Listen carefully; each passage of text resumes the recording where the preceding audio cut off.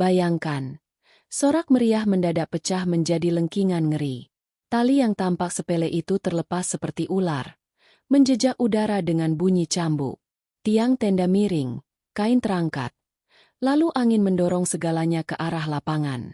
Di ujung sana, tiang panjat pinang yang mengilap pelan tapi pasti goyah. Semua mata terpaku. Wajah seorang remaja pucat. Langkahnya terpaku, lidahnya kaku. Peluh jatuh, debu naik, dan suara retak seperti tulang bambu terdengar menyesak. Dalam sepersekian detik, ia melihat dirinya sendiri di cermin kehinaan. Semua tawa yang tadi ia cari berubah jadi tatapan pedih. Ada sesuatu yang menggelinding dalam dadanya, campuran takut, malu, dan penyesalan yang datang terlambat. Saat bayang tiang itu menutup cahaya, satu kalimat menyayat hati mengambang di kepalanya, mengunci nafasnya. Inikah harga dari kesombongan yang ia banggakan? Namun sebelumnya, bagi yang beragama Islam, mari tinggalkan sholawat di komentar, agar sholawat ini menjadi saksi kita di akhirat kelak. Jangan lupa juga like dan share cerita ini ke teman ataupun keluarga terdekat kita, untuk membantu menyebarkan dakwah Islam dalam bentuk cerita. Semoga Anda mendapatkan pahala yang setimpal karena sudah subscribe, like, komen dan membagikan cerita ini. Sekarang mari kita lanjut ke ceritanya. Pagi itu, matahari terasa ramah di atas desa yang dipenuhi bendera merah putih kecil. Dari gang ke gang, wangi gorengan berbaur dengan bau tanah yang baru disapu. Ibu-ibu menata meja hadiah. Bapak-bapak mengikat tali, menegakkan tiang, dan menarinya dengan palu. Anak-anak berlari sambil membawa ikat kepala dari kain, tertawa tanpa beban. Di tengah keriuhan yang hangat itu, berdiri seorang remaja bernama Raka. Wajahnya tampan, senyumnya mudah muncul, tapi di baliknya ada api kecil bernama gengsi. Ia ingin dikenal. Ia ingin dilihat. Ia ingin semua mata mematung ketika ia melangkah. Raka berjalan pelan di sepanjang sisi tenda. Kain tenda berkilau, jatuh seperti gelombang yang tenang. Ia menatap simpul tali yang mengikat tiang, seolah-olah simpul itu sedang menantangnya. Ia membayangkan betapa lucunya jika tenda bergoyang saat lomba. Orang-orang panik sebentar, lalu tertawa. Ia membayangkan suara sorak yang menyebut namanya, mengangkatnya menjadi pusat cerita. Di kepalanya, ia sudah meraih sorak tanpa usaha. Bibirnya mengejek, kecil, nyaris tak terlihat, tapi cukup tajam untuk melukai akal sehatnya sendiri. Panitia lalu lalang. Seorang bapak berpeci lusuh meliriknya. Tatapan hangat namun waspada. Ia mendekat dengan langkah yang berpengalaman. Suaranya pelan, tapi tegas. Nak, jangan main di area tiang. Ini bahaya. Raka mengangguk singkat, tersenyum seolah paham, lalu menyingkir 2 langkah. Namun hatinya tidak bergerak. Tatapan itu ia biarkan lewat. Kata bahaya ia telan tanpa rasa. Di benaknya, ia hanya ingin satu hal. Dilihat. Ia menunggu celah. Ketika bapak panitia berpaling untuk mengangkat karung lomba, Raka merunduk di balik lipatan kain. Jemarinya lincah, menepuk-nepuk tali yang kencang itu, seperti menguji napas seekor kuda. Ia menemukan simpul pengikat cadik yang mengarah ke tiang dekat panjat pinang. Ada sedikit longgar. Ia tarik halus. Ia putar. Ia geser. Hanya sedikit, pikirnya. Tidak akan ada yang tahu. Jika bergoyang, semua bisa menertawakan, lalu dibenerin. Bukankah itu hanya lelucon? Angin menelusup. Tenda berdesir. Tali bergetar halus, seperti senar yang tersentuh. Raka menelan ludah. Ada kenikmatan aneh saat sesuatu nurut pada keinginan buruk kita. Ia berdiri lagi, pura-pura menepuk-nepuk celana, seolah baru saja jatuh dan membersihkan debu. Dari kejauhan, ia melihat teman-temannya mengangkat kamera ponsel, tertawa, berbagi candaan yang ringan. Ia angkat dagu, melangkah pergi dengan santai, seakan tidak ada yang terjadi. Di panggung kecil, pembawa acara mulai memanggil nama peserta lomba makan kerupuk. Musik dangdut pelan mengalun. Kipas angin jadul bergemuruh. Ibu-ibu menyodorkan botol minum dingin. Suasana meriah. Raka maju ke garis.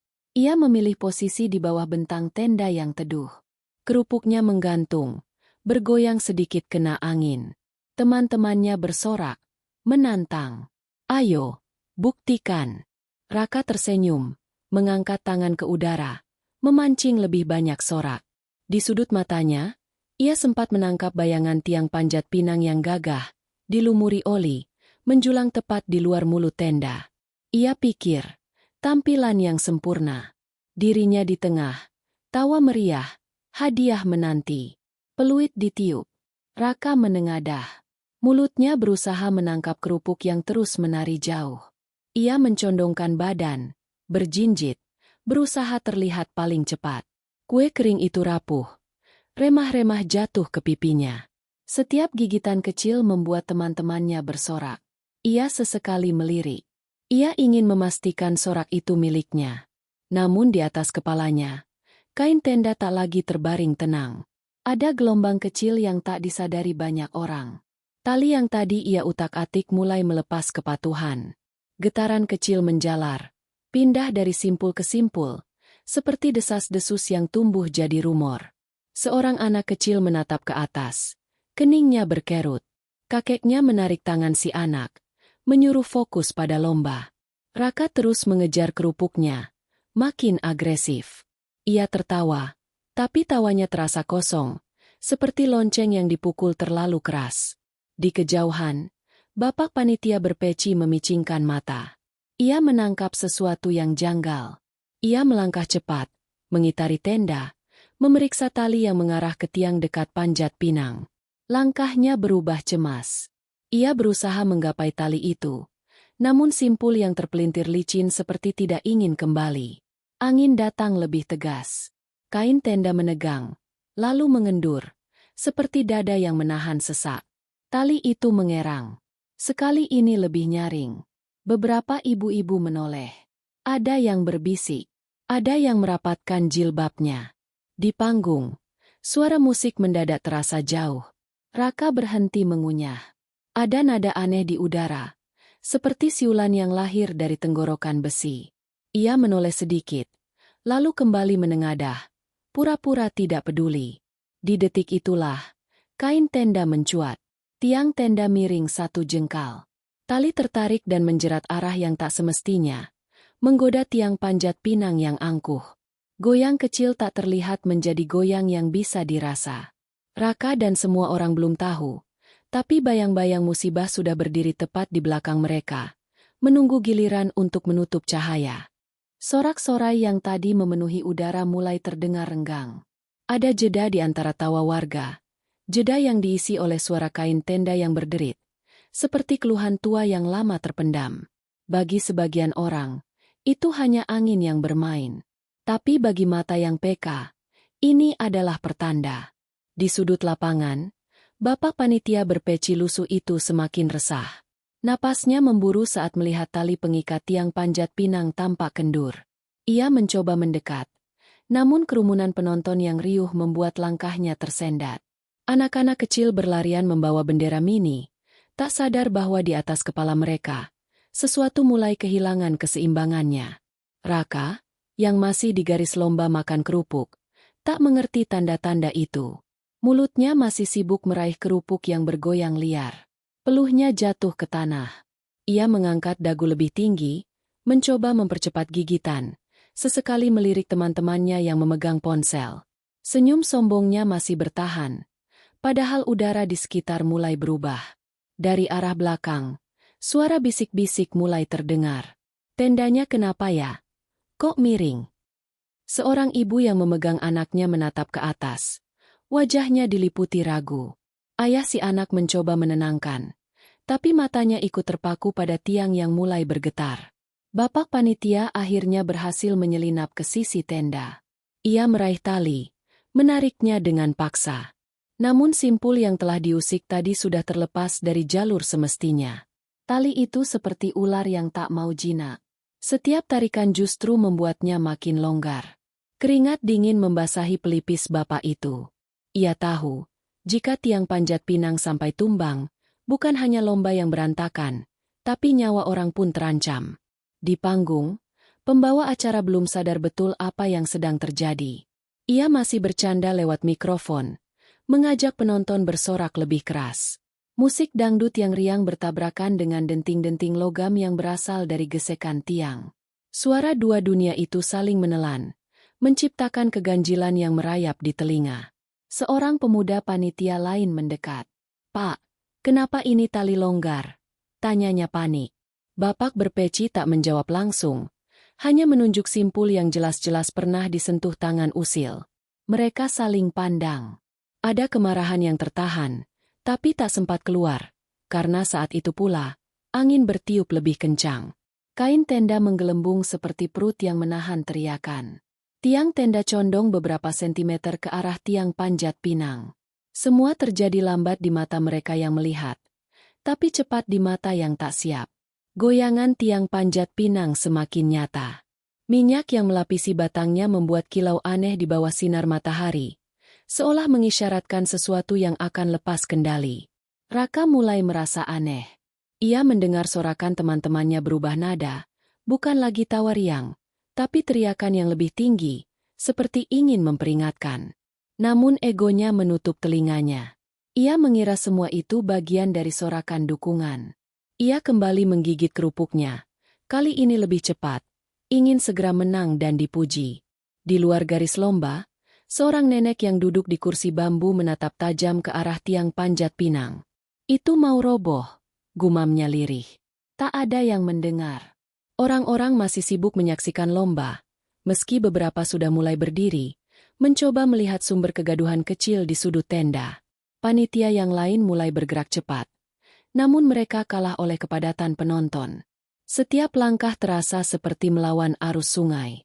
Mereka berteriak, "Minggir! Minggir!" Tapi suara mereka kalah oleh musik dan teriakan lomba. Guncangan berikutnya datang lebih keras. Tiang tenda yang condong menarik tali lebih kuat, membuat simpul terlepas sepenuhnya. Tali itu mencambuk udara, membuat bunyi nyaring yang memecah obrolan orang-orang di sekitar. Beberapa anak menutup telinga. Seorang ibu menarik anaknya menjauh. Wajahnya pucat. Di tengah kekacauan kecil itu, Raka baru benar-benar menoleh. Pandangannya naik, mengikuti arah sorakan yang kini berubah menjadi teriakan. Ia melihat kain tenda berkibar liar, tiang panjat pinang bergoyang, dan bayangan panjang tiang itu perlahan bergerak ke arahnya. Bapak panitia berpeci berlari, mencoba meraih Raka. "Minggir!" teriaknya. Tapi suara itu terhantam musik dan hiruk-pikuk. Raka hanya berdiri mematung.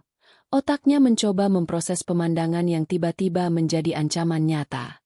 Lalu angin terakhir datang, membawa keputusan yang tak bisa dibatalkan. Tiang panjat pinang mulai miring dengan suara berderit panjang. Waktu seakan melambat.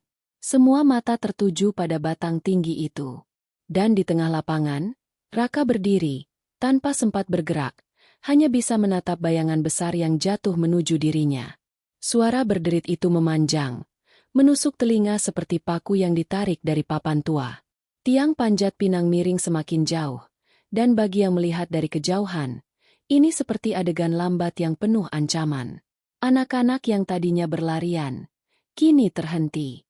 Beberapa memegang mulut, sebagian lagi menjerit memanggil orang tua mereka. Raka masih di tempatnya, berdiri di bawah tenda, matanya membelalak, bibirnya sedikit terbuka. Jantungnya menghentak keras di dada, tapi kakinya seakan menempel di tanah. Suara di sekelilingnya berubah jadi gema tak jelas. Sorak berubah menjadi hiruk-pikuk yang tidak ia pahami. Bapak panitia berpeci menembus kerumunan. Napasnya tersengal, teriakannya kini penuh tenaga. "Minggir, Raka!" Namun kata-kata itu nyaris tertelan oleh denting tiang yang bergesekan dengan kawat, suara kain tenda yang merobek, dan teriakan orang-orang. Tiang itu semakin turun, ujungnya berayun seperti pedang raksasa yang akan memutus udara. Dari sisi lain, panitia yang lain berusaha menopang tenda agar tidak semakin miring, tapi kekuatan angin dan berat tiang panjat pinang membuat usaha itu sia-sia. Seorang ibu menangis, memeluk anaknya yang ketakutan. Di panggung, musik langsung dimatikan. Pembawa acara terdiam, mikrofon di tangannya jatuh, bunyi dentingan besi memantul di pengeras suara. Semua perhatian terpusat pada satu titik, arah jatuhnya tiang yang mengancam. Raka akhirnya sadar bahaya sudah di depan mata. Ia mencoba mundur, tapi kakinya terasa berat. Dalam hitungan detik, peluh dingin mengalir di pelipisnya.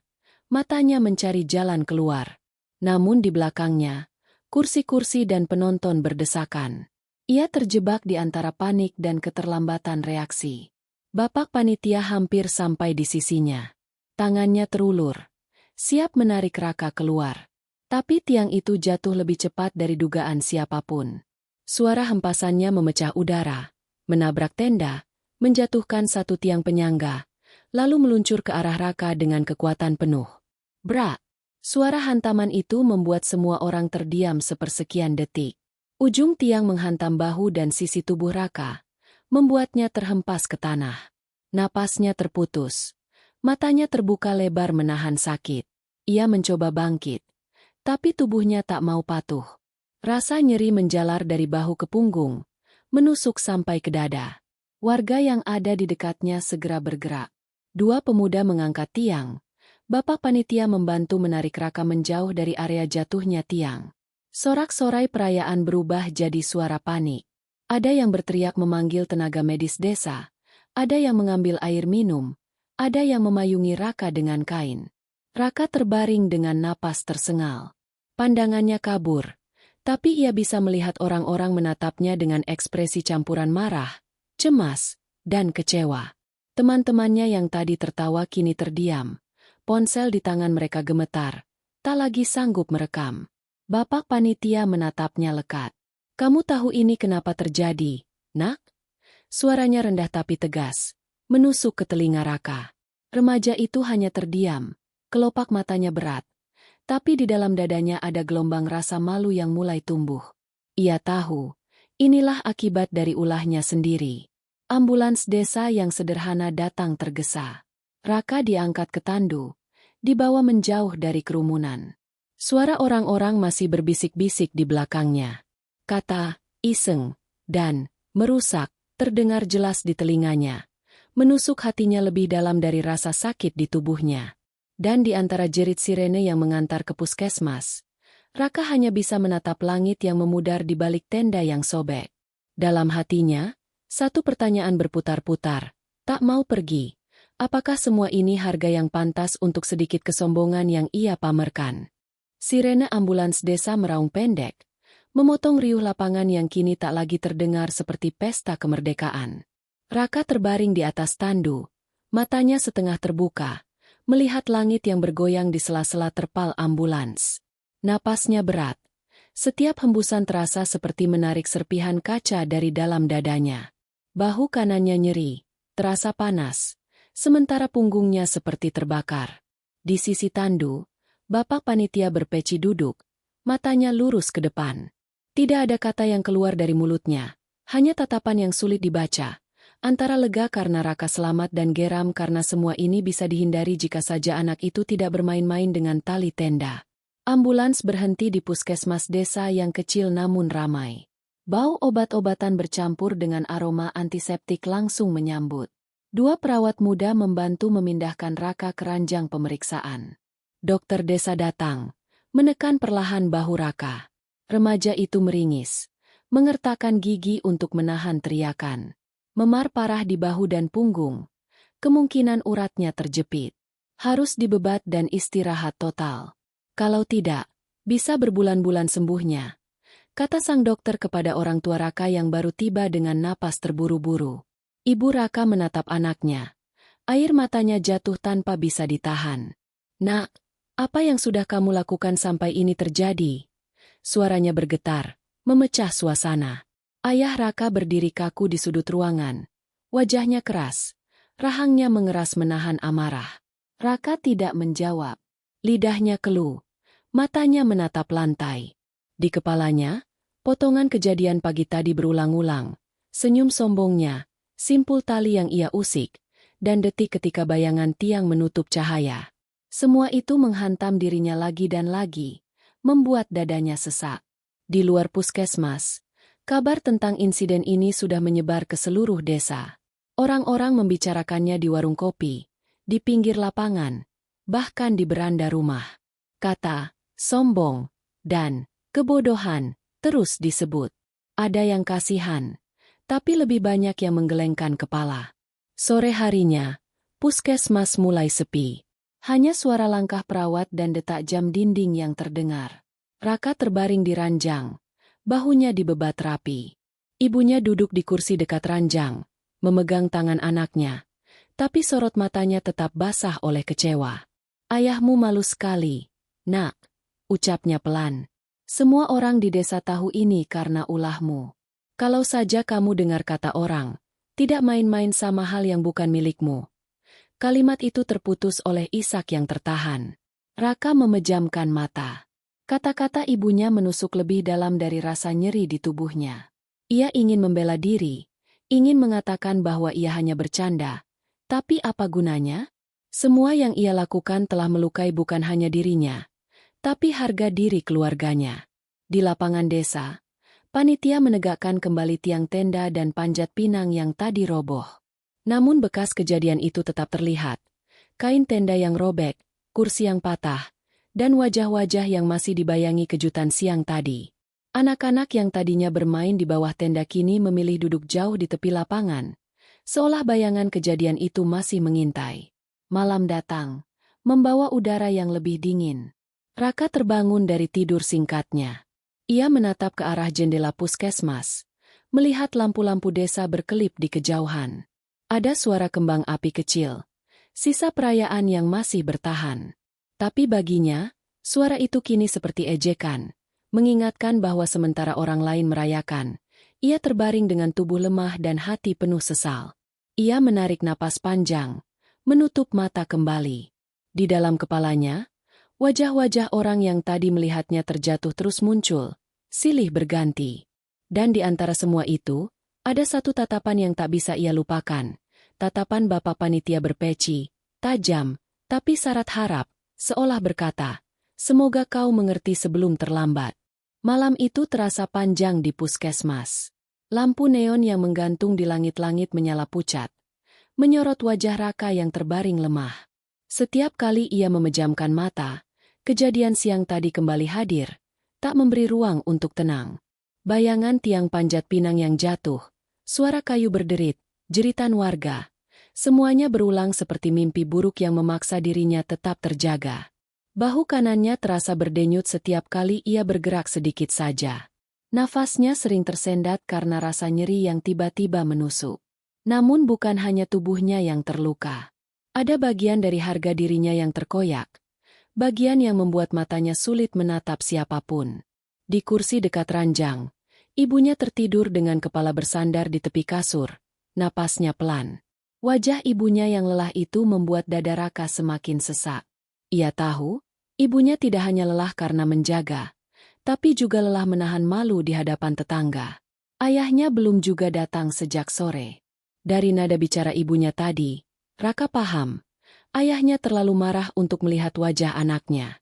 Pikiran itu membuatnya gelisah, seolah setiap detik hanya menambah jurang antara dirinya dan keluarganya. Di luar, suara sepeda motor berhenti. Langkah kaki berat terdengar mendekat.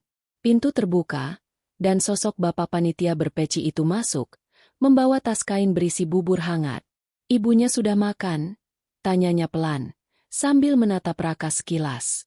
Ibunya yang terbangun menggeleng, lalu berdiri menerima tas itu. Bapak panitia duduk di kursi, menatap Raka dengan sorot mata yang tak mudah diartikan. "Nak," suaranya tenang tapi penuh bobot. "Aku tidak datang untuk marah. Aku datang supaya kamu mengerti. Yang kamu rusak siang tadi bukan cuma tali tenda, tapi kepercayaan orang-orang di desa ini." Raka menunduk. Jemarinya mencengkeram selimut. Ia ingin menjawab, tapi kata-katanya hanya berputar-putar di kepala. "Dulu waktu aku seusiamu," lanjut bapak itu, "aku juga suka cari perhatian. Bedanya, aku kena tegur sebelum hal buruk terjadi. Kamu baru belajar setelah semua orang melihat akibatnya. Kadang Allah memberi peringatan dengan cara yang membuat kita malu, supaya kita berhenti sebelum terlambat." Ucapan itu membuat dada Raka terasa semakin berat. Ia mengangkat kepalanya sedikit, mencoba menatap bapak panitia itu. Sorot matanya tidak marah, tapi juga tidak lembut, lebih seperti cermin yang memaksa Raka melihat dirinya sendiri. Besok sore, kalau kamu sudah bisa duduk, aku mau kamu datang ke lapangan. Lihat orang-orang memperbaiki tenda yang kamu rusak. Jangan cuma dengar cerita. Lihat sendiri, katanya lagi, sebelum berdiri dan pamit. Saat pintu kembali tertutup, Raka terdiam lama. Kata-kata itu terus terngiang, seolah menjadi gema yang tak hilang meski malam semakin larut. Di luar puskesmas, suasana desa mulai kembali hidup. Warga yang tadi sore panik kini sibuk merapikan lapangan. Anak-anak muda memasang tenda baru, bapak-bapak menancapkan tiang cadangan, dan ibu-ibu menyiapkan air minum untuk para pekerja. Tapi di sela obrolan, nama Raka tetap terdengar. Nama yang kini membawa cerita yang tidak membanggakan. Raka memandang keluar jendela. Matanya menatap samar lampu-lampu di kejauhan. Dalam hatinya, ia mulai bertanya-tanya, apakah ia sanggup menatap semua orang besok? Tapi di balik rasa takut itu, ada sesuatu yang lain. Rasa penasaran tentang seperti apa rasanya melihat sendiri luka yang ia tinggalkan di tengah perayaan desa. Malam makin larut.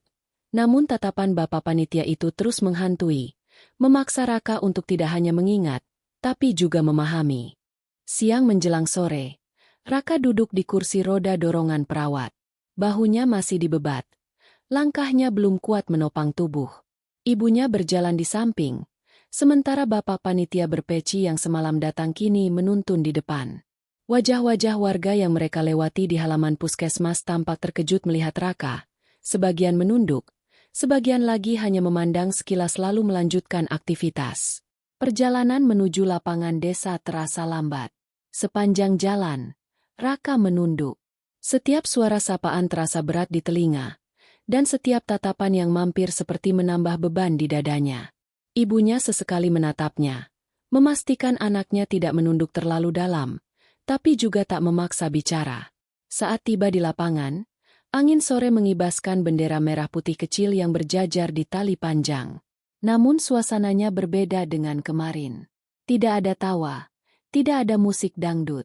Yang terdengar hanyalah bunyi palu memukul kayu, seruan singkat antar panitia, dan sesekali suara kain tenda yang digelar kembali. Raka menatap ke arah tempat ia berdiri saat lomba makan kerupuk kemarin. Di sana, bekas sobekan tenda masih terlihat jelas. Tiang panjat pinang yang kemarin tumbang kini tergolek di tanah, belum dipasang ulang. Minyak yang melapisi batangnya sudah bercampur debu, membuat warnanya kusam. Bapak panitia berhenti, berdiri di samping kursi roda Raka.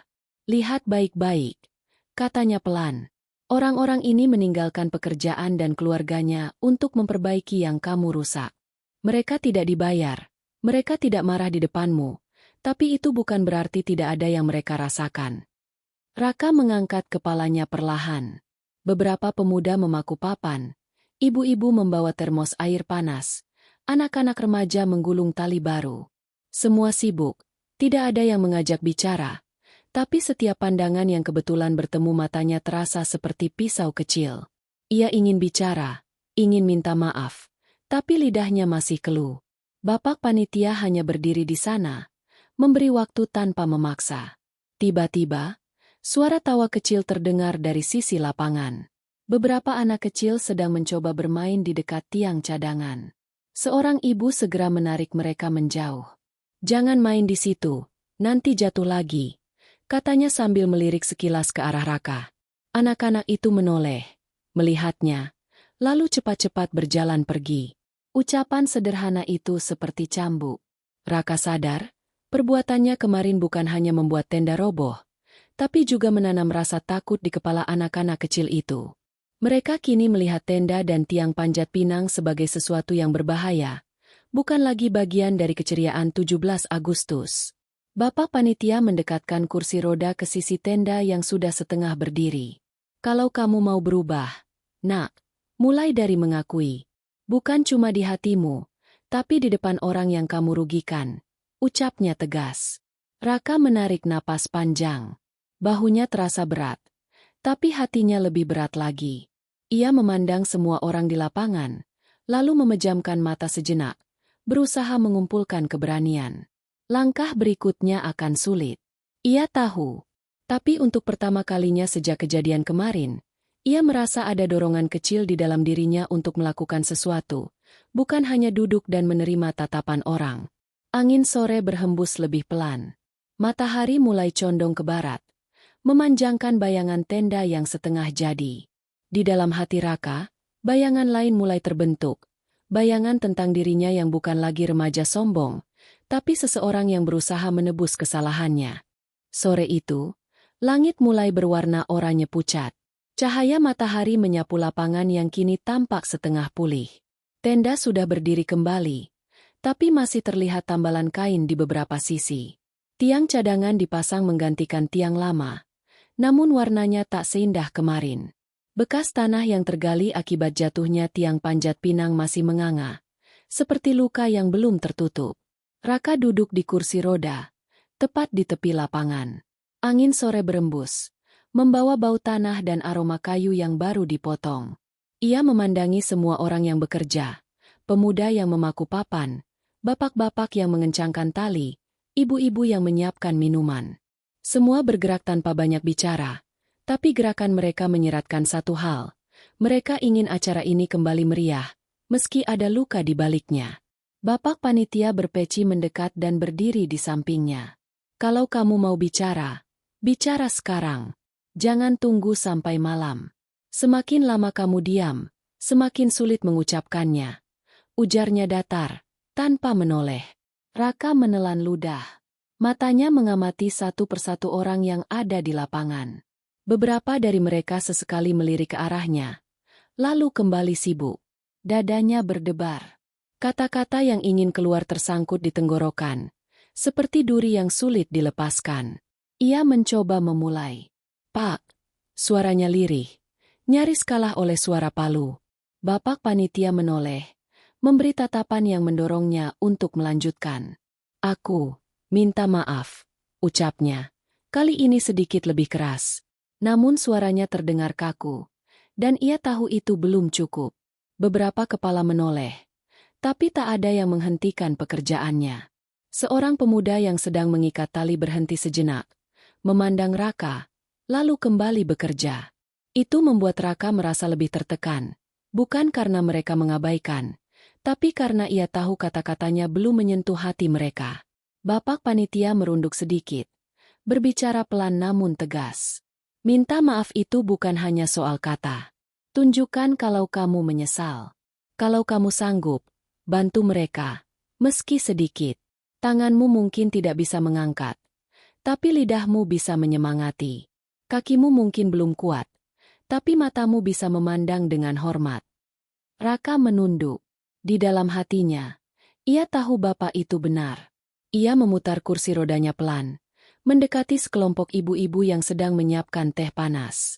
Bu, maaf kemarin gara-gara saya, tendanya rusak, katanya lirih.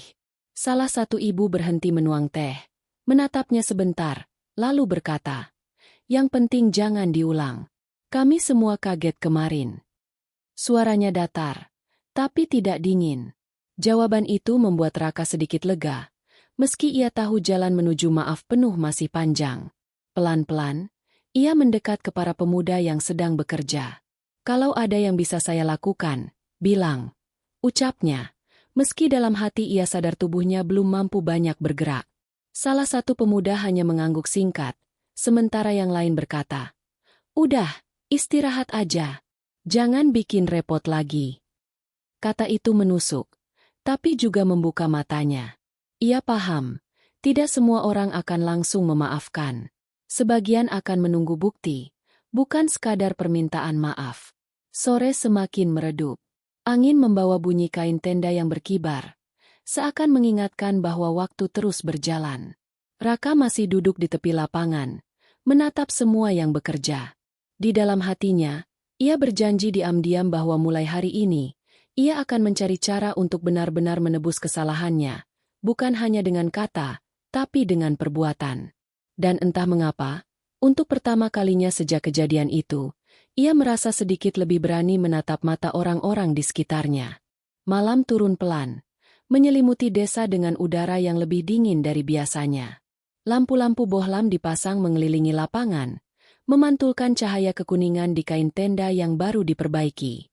Meski sebagian warga mulai berkumpul untuk melihat persiapan lomba esok hari, suasana masih jauh dari riuh.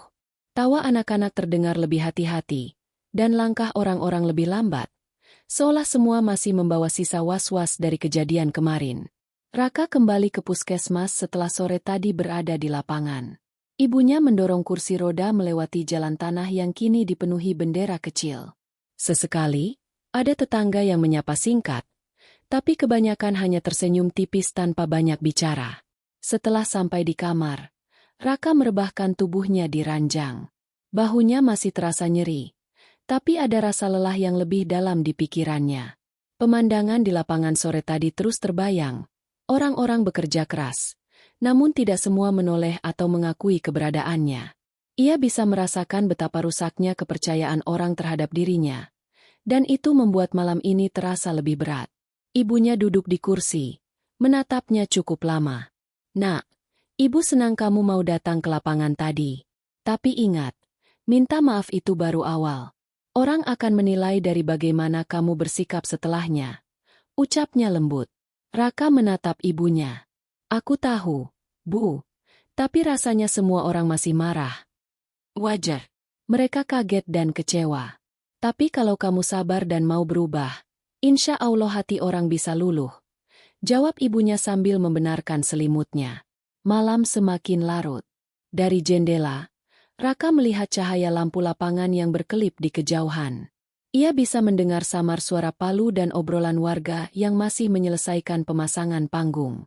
Ada rasa ingin kembali ke sana, membantu meski hanya dengan melihat dan memberi semangat. Tapi ia tahu tubuhnya belum siap. Tak lama, pintu diketuk.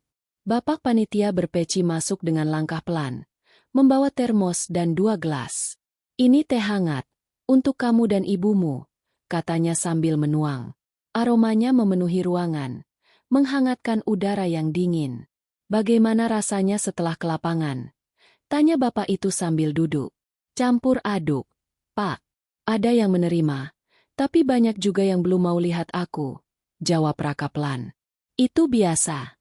Kamu baru jatuh kemarin. Luka orang-orang belum sembuh. Kamu mau mereka percaya lagi? Maka tunjukkan kalau kamu tahan uji.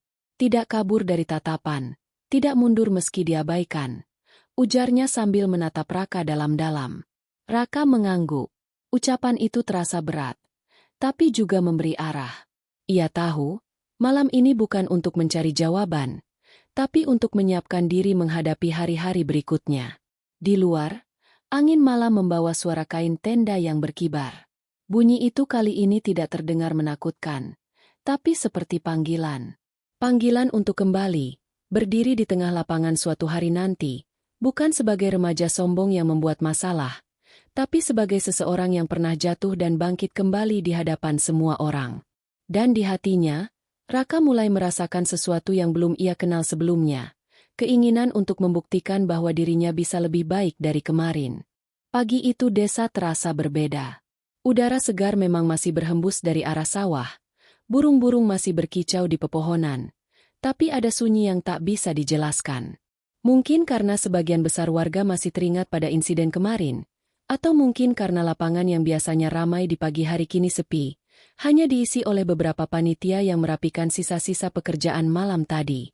Raka duduk di ranjang puskesmas, memandangi cahaya matahari yang menembus tirai tipis. Bahunya masih terasa nyeri, namun pikirannya yang lebih gelisah. Ia ingin keluar, melihat keadaan, tapi rasa takut akan tatapan orang-orang membuat kakinya terasa berat meski ia hanya akan duduk di kursi roda. Ibunya datang membawa sepiring nasi uduk dari warung dekat puskesmas. "Makan dulu, Nak." Perut yang kosong bikin pikiran tambah kacau, ujarnya sambil meletakkan piring di meja kecil. Raka hanya mengangguk, mengambil sendok perlahan. Setiap suapan terasa hambar, karena pikirannya tidak berhenti memutar ulang kejadian kemarin dan raut wajah orang-orang yang ia temui di lapangan. Menjelang siang, bapak panitia berpeci datang lagi. Kali ini ia membawa kabar. Sore nanti akan ada rapat kecil di lapangan. Panitia mau membahas lomba besok. Aku ingin kamu datang. Raka terkejut. Datang? Untuk apa, Pak? Orang-orang pasti belum mau melihat aku. Justru karena itu. Kalau kamu mau pulihkan nama, kamu harus berani duduk di sana, meski tidak semua akan memandang baik. Diam di sini tidak akan mengubah apa-apa. Jawabnya tegas. Siang bergeser menjadi sore. Raka akhirnya setuju. Ibunya mendorong kursi rodanya melewati jalan tanah yang mulai ramai oleh anak-anak yang berlatih untuk lomba esok hari. Mereka berlari sambil tertawa. Tapi setiap kali melewati Raka, tawa itu mengecil. Beberapa anak hanya melirik, lalu berlari menjauh. Raka menunduk, tapi tetap melanjutkan perjalanan. Lapangan sore itu tampak rapi. Tenda baru berdiri kokoh. Tiang panjat pinang sudah kembali tegak. Namun di sekitar tiang, tanahnya masih basah akibat semalam disiram untuk menancapkan ulang, menyisakan bekas lumpur di beberapa tempat. Rapat dimulai di bawah tenda. Semua panitia duduk melingkar. Raka ditempatkan di sisi belakang, tapi tetap dalam lingkaran. Awalnya tidak ada yang banyak bicara padanya. Namun Bapak Panitia berpeci membuka pertemuan dengan suara lantang. Kita semua tahu apa yang terjadi kemarin. Ada kesalahan, ada kerusakan, tapi kita sudah perbaiki. Sekarang yang kita butuhkan adalah memastikan ini tidak terulang. Semua menoleh sebentar ke arah Raka. Ia menelan ludah, lalu dengan suara yang sedikit bergetar berkata, "Saya minta maaf atas apa yang terjadi kemarin. Itu salah saya. Saya janji tidak akan mengulanginya." Tidak ada tepuk tangan, tidak ada seruan setuju. Tapi tidak juga ada yang memotong atau mengejek. Hanya keheningan singkat sebelum rapat dilanjutkan. Meski singkat, bagi Raka itu adalah langkah pertama yang nyata. Selesai rapat, beberapa pemuda panitia menghampirinya. Salah satunya berkata, "Kalau mau bantu, besok pagi datang lebih awal. Kita butuh orang buat jagain anak-anak supaya nggak dekat tiang sebelum lomba." Raka mengangguk cepat. "Iya, aku datang." Dalam perjalanan pulang ke puskesmas, ia merasa ada sesuatu yang berubah. Tidak besar, tapi cukup membuat dadanya lebih ringan. Ia sadar, perlahan-lahan, pintu yang sempat tertutup mulai terbuka, meski hanya sedikit. Pagi 17 Agustus akhirnya tiba. Udara desa dipenuhi aroma kue cucur, ubi rebus, dan gorengan yang digoreng di warung-warung dekat lapangan. Suara musik nasional terdengar dari pengeras suara di panggung utama. Anak-anak berlari sambil membawa bendera kecil, sebagian mengenakan kaos merah putih, sementara para ibu sibuk menata meja hadiah. Raka datang lebih awal seperti yang dijanjikan. Meski bahunya masih dibebat, ia memaksa duduk di kursi lipat dekat tiang panjat pinang. Tugasnya jelas, memastikan tidak ada anak-anak bermain di area berbahaya sebelum lomba dimulai. Bapak Panitia berpeci menepuk bahunya pelan sebelum meninggalkan area untuk mengurus persiapan lain. Awalnya, tugas itu terasa ringan. Ia hanya duduk, mengawasi, sesekali menegur anak-anak yang terlalu dekat. Namun dalam hatinya ada kegelisahan yang ia takuti sejak kemarin, bahwa sebagian warga masih melihatnya sebagai penyebab kekacauan. Benar saja, beberapa orang yang lewat hanya memberi tatapan singkat tanpa senyum. Seorang bapak muda yang menggendong anaknya bahkan sempat berkata lirih kepada temannya. "Itu anak kemarin, kan?" Meski diucapkan pelan, telinga Raka menangkap jelas. Dadanya menghangat, bukan karena matahari, tapi rasa malu yang membakar. Meski begitu, ia bertahan di posisinya. Ia mencoba tersenyum kepada siapapun yang menatap, walau hanya sedikit yang membalas. Setiap kali ada anak yang mendekat ke tiang, ia memanggil dengan suara ramah. "Dek, jangan main di situ ya, bahaya." Beberapa anak menurut, tapi ada juga yang malah pura-pura tidak mendengar.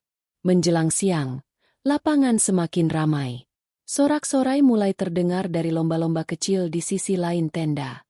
Keriuhan itu membuat anak-anak semakin sulit diatur, dan Raka mulai merasa kewalahan. Apalagi, ia melihat sekelompok anak lelaki sebaya yang memandangnya sambil berbisik-bisik. Mereka lalu berjalan mendekat ke tiang panjat pinang dengan wajah penuh tantangan. "Hei, jangan dekat-dekat," kata Raka mencoba tegas. Salah satu dari mereka tertawa kecil. "Kenapa? Takut jatuh lagi kayak kemarin?" Tawa itu membuat darah Raka berdesir. Ia menggenggam erat kursi, menahan diri untuk tidak terpancing. "Serius, ini bahaya," katanya lagi. Mereka saling pandang, lalu akhirnya menjauh sambil masih menahan tawa. Raka menarik napas panjang. Dadanya sesak, tapi ia tahu, inilah ujian yang harus ia hadapi. Tidak cukup hanya minta maaf kemarin, ia harus membuktikan bahwa ia bisa menahan diri, meski dihina di depan orang. Saat matahari tepat di atas kepala, lomba panjat pinang dimulai. Penonton bersorak, musik mengiringi, dan peserta mulai memanjat batang licin itu. Raka tetap duduk di posnya, memperhatikan agar tidak ada anak yang masuk ke area berbahaya. Setiap kali ia menghalau mereka, hatinya terasa sedikit lebih ringan, seolah setiap tindakan kecil ini adalah langkah membangun kembali kepercayaan yang runtuh. Di tengah sorak penonton, Bapak Panitia berpeci kembali mendekat. Ia menepuk bahu Raka dan tersenyum tipis. "Kamu bertahan. Bagus. Terus begitu, nak." Untuk pertama kalinya sejak kejadian itu, Raka merasa senyuman yang ia terima benar-benar tulus. Dan senyuman itu, meski kecil, terasa seperti hadiah yang lebih berharga dari piala lomba manapun. Siang itu, sorak-sorai di lapangan mencapai puncaknya. Para peserta panjat pinang berusaha meraih hadiah di puncak. Tubuh mereka bergelut dengan licinnya batang yang sudah dilumuri minyak. Anak-anak kecil berteriak memberi semangat, sementara para ibu mengibas-ngibaskan kipas bambu untuk mengusir panas. Raka tetap di posnya, duduk di kursi lipat di dekat tiang pembatas. Bahunya mulai pegal karena duduk terlalu lama, namun matanya tidak lepas dari area di sekitarnya. Sesekali ia mengingatkan anak-anak untuk menjauh. Suaranya tenang namun tegas. Namun tak semua yang lewat bisa menerima kehadirannya dengan mudah. Sekelompok pemuda yang berdiri agak jauh mulai memperbincangkannya. Bisik-bisik itu terdengar jelas di telinganya. "Itu dia yang kemarin bikin heboh," kata salah satu. "Hampir aja orang kena tiang gara-gara dia," sambung yang lain. Raka mencoba pura-pura tidak mendengar. Tapi bisik-bisik itu menusuk hatinya seperti jarum. Ia menunduk, lalu kembali menatap area tugasnya, berusaha memusatkan perhatian.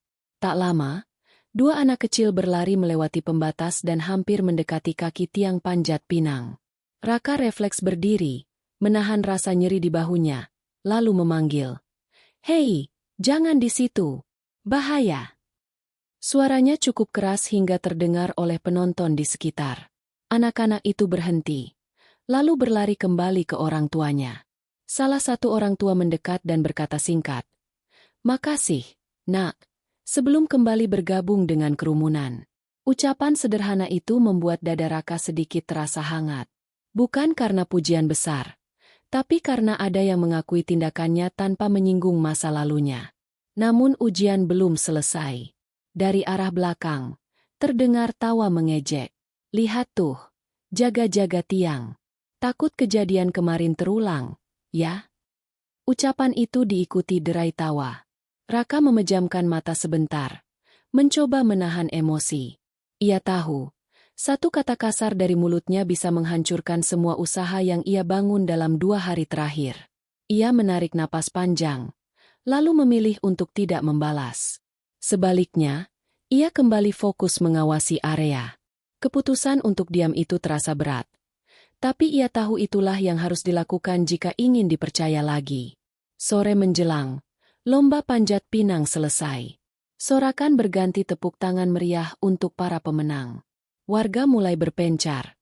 Sebagian menuju panggung untuk lomba berikutnya. Sebagian lagi pulang membawa anak-anak. Bapak panitia berpeci mendekat, menatap Raka sambil tersenyum lebar. "Kamu lulus ujian hari ini, nak.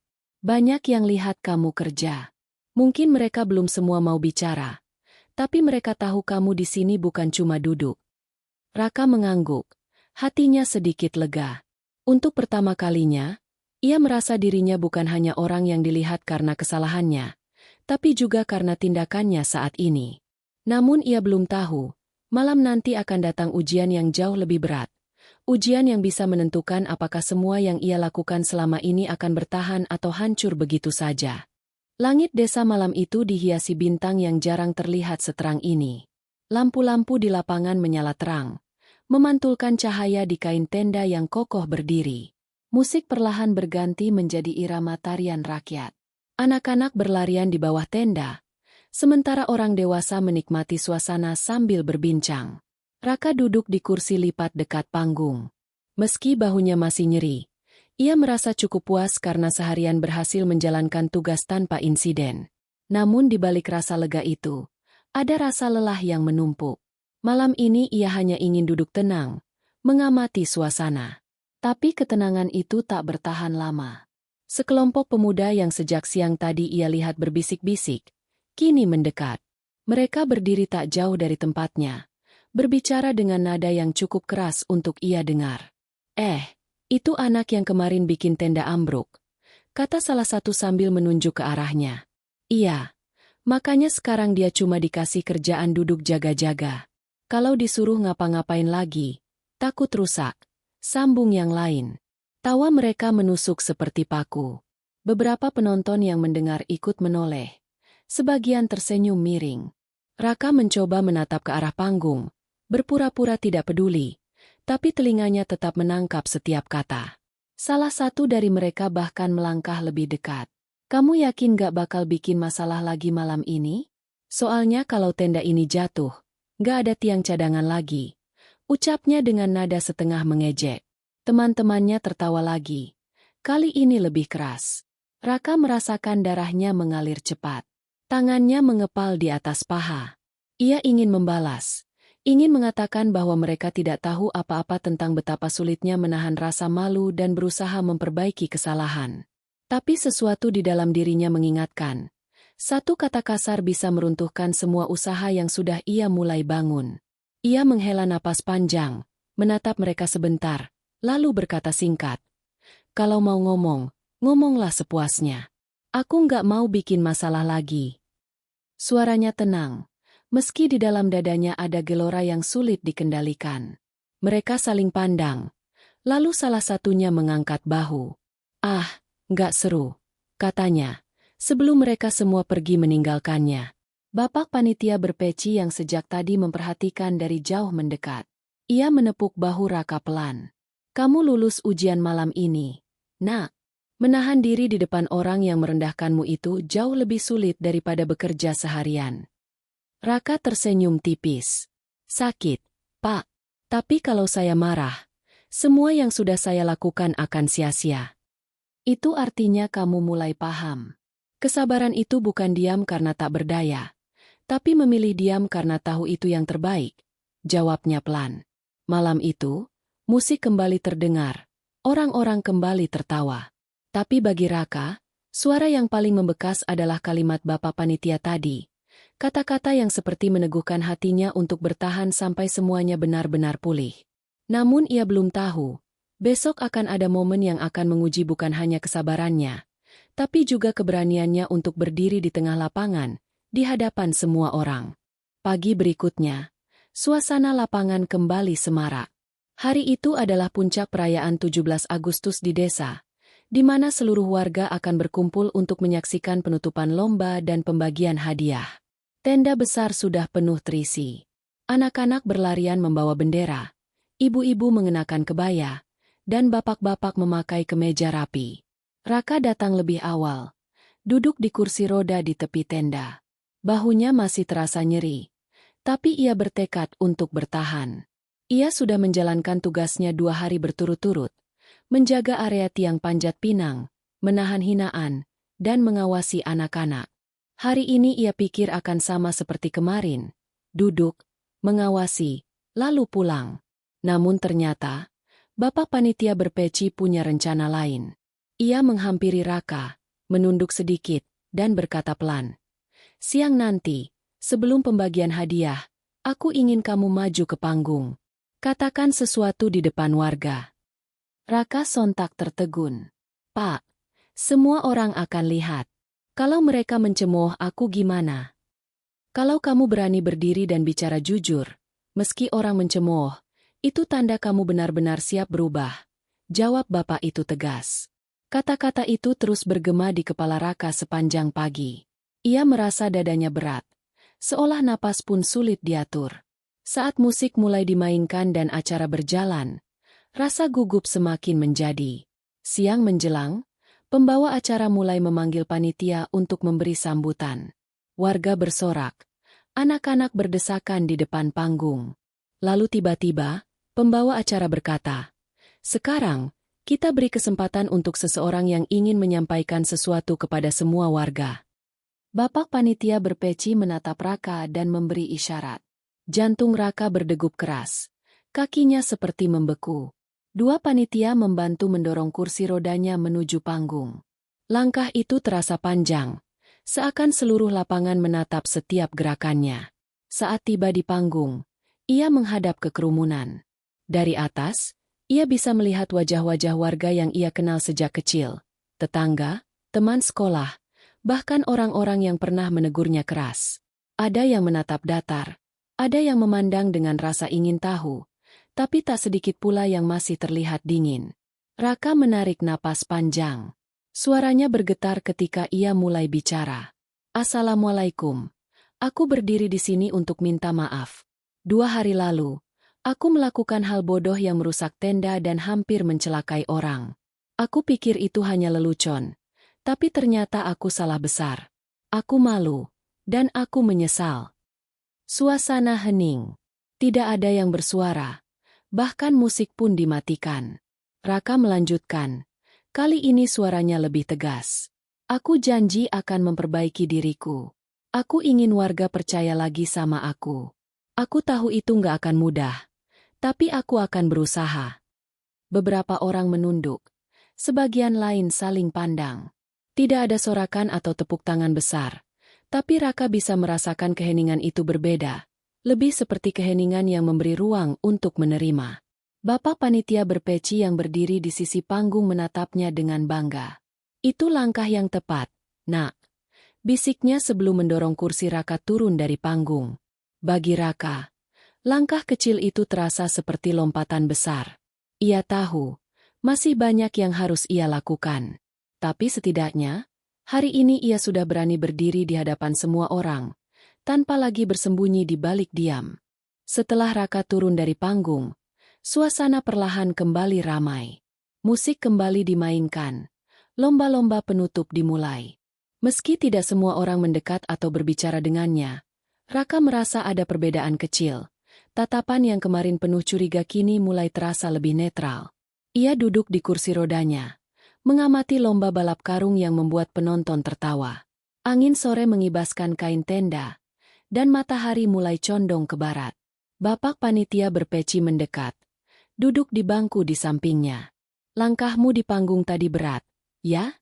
tanyanya. Raka tersenyum kecil. "Berat sekali, Pak. Tapi entah kenapa setelahnya, aku merasa lega. Itulah beratnya menebus kesalahan. Tapi kalau kamu sudah berani menghadapi, sisanya tinggal dijaga." Jawab bapak itu sambil menepuk lutut Raka pelan. Namun ketenangan itu tidak berlangsung lama. Beberapa anak muda yang sejak awal tampak sinis mendekat. Mereka berdiri tak jauh dari Raka. Lalu salah satunya berkata cukup keras. "Wah, udah pidato sekarang? Gila, kemarin hampir bunuh orang, sekarang jadi pahlawan." Tawa mereka terdengar menusuk telinga. Orang-orang di sekitar mulai menoleh. Beberapa panitia yang sibuk di sisi lain lapangan ikut melirik. Situasi bisa berubah buruk jika Raka terpancing. Raka menatap mereka sebentar. Dadanya panas, tapi ia mengingat ucapan bapak panitia berpeci. Menahan diri adalah ujian sebenarnya. Ia menarik napas dalam, lalu berkata pelan tapi jelas. "Kalau kalian mau marah atau benci sama aku, silakan. Aku memang salah. Tapi aku mau perbaiki, dan aku nggak mau nyakitin orang lagi." Kalimat itu membuat mereka terdiam sesaat. Salah satu dari mereka hanya mengangkat bahu, lalu berkata, "Terserah, deh." Mereka pun berjalan pergi, meski masih terdengar gumaman tak jelas.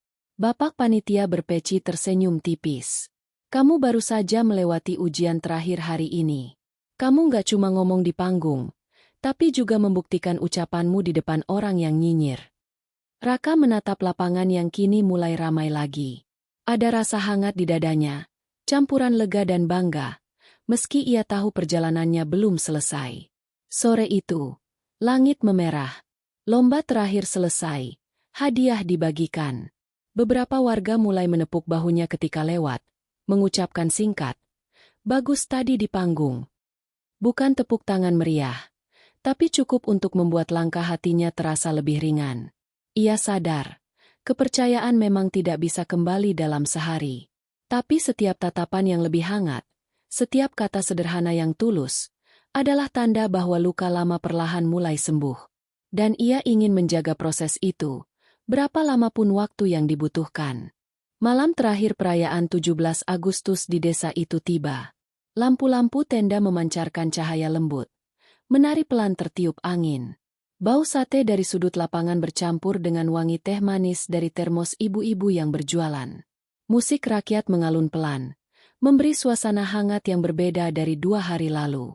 Raka duduk di kursi rodanya, tidak lagi di pinggir, tapi di tengah tenda, di antara warga yang menikmati acara. Ia tidak merasa asing lagi. Beberapa anak kecil berlari di dekatnya tanpa takut. Bahkan ada yang tersenyum sambil melambai. Bapak panitia berpeci duduk di sebelahnya, menyandarkan punggung ke kursi. "Ingat, nak, perjalananmu baru dimulai. Kesalahanmu memang besar, tapi Allah memberi kamu kesempatan untuk menebusnya. Jangan sia-siakan." Raka mengangguk, menatap lapangan yang kini penuh canda. "Aku janji, Pak, aku nggak mau ulangi kebodohan itu lagi.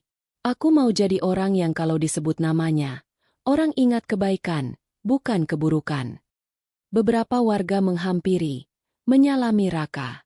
Ada yang menepuk bahunya, ada yang sekadar berkata, "Bagus, nak, jaga terus sikapmu." Ucapan-ucapan itu sederhana, tapi bagi Raka, itu seperti potongan demi potongan kepercayaan yang mulai kembali ke tangannya. Ketika acara penutupan dimulai, semua warga berkumpul di depan panggung. Kepala desa memberi sambutan, mengucapkan terima kasih kepada semua panitia dan warga. Lalu, tanpa diduga, ia menyebut nama Raka. Terima kasih juga kepada Raka yang meski mengalami insiden, tetap mau hadir dan membantu menjaga jalannya acara sampai selesai. Sorak kecil terdengar. Tidak meriah, tapi cukup untuk membuat hati Raka bergetar. Ia menunduk, mencoba menahan senyum dan rasa haru. Acara berakhir dengan doa bersama. Dalam hening yang hikmat, Raka menutup mata, memohon agar Allah menjaga langkahnya ke depan. Ia sadar, kesalahan masa lalu akan selalu menjadi bagian dari dirinya. Tapi bukan berarti ia harus terjebak di dalamnya. Ketika semua orang mulai berkemas dan lapangan perlahan sepi, Raka melihat tiang panjat pinang berdiri tegak di ujung lapangan, diterangi lampu yang mulai meredup. Ia memandang lama, mengingat hari ketika tiang itu hampir menjadi akhir dari semuanya. Kini, tiang itu menjadi pengingat bahwa dari jatuh yang memalukan, ia bisa belajar untuk berdiri lebih kokoh. Di jalan pulang bersama ibunya, suara sandal yang menyentuh tanah terasa seperti irama baru, irama langkah seseorang yang meninggalkan kesombongan dan memulai perjalanan menuju kebijaksanaan. Dan di dalam hati Raka, ada ketenangan yang belum pernah ia rasakan sebelumnya. Sebuah janji terpatri kuat. Tidak akan ada lagi tenda yang ia rusak, tidak akan ada lagi orang yang ia kecewakan, dan tidak akan ada lagi kesombongan yang menguasai dirinya. Cerita tentang remaja sombong yang merusak tenda di perayaan 17 Agustus itu akan tetap diingat warga desa. Tapi perlahan, cerita itu akan berubah. Dari kisah tentang kesalahan, menjadi kisah tentang seseorang yang berani menghadapi, memperbaiki, dan memulai kembali. Tamat.